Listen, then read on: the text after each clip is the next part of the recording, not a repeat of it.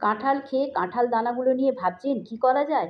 তাহলে আপনাদের জন্যে আমার এই রেসিপিটা রইল। কাঁঠাল দানা নিয়ে নিয়েছি, টুকরো করে কেটে প্রেসার কুকারে আমি এটা সেদ্ধ করে নেবো। কড়াতে তেল দিয়ে পটলগুলো এরমভাবে কেটে নিয়ে দিয়ে দিয়েছি। পটলে একটু নুন আর হলুদ দিয়ে দিলাম। এরপরে আলুগুলো এরমভাবে কেটে রেখেছি, নিয়ে আলু আর পটল একসাথে ভেজে আমি তুলে দিলাম। ওই তেলের মধ্যে কিছু চিংড়ি মাছ ছিল, চিংড়ি মাছটা ভেজে নিলাম। কড়াতে আরেকটু সর্ষের তেল দিয়ে শুকনো লঙ্কা, গোটা জিরে ফোড়ন দিয়ে পেঁয়াজ কুচি দিয়ে দিলাম।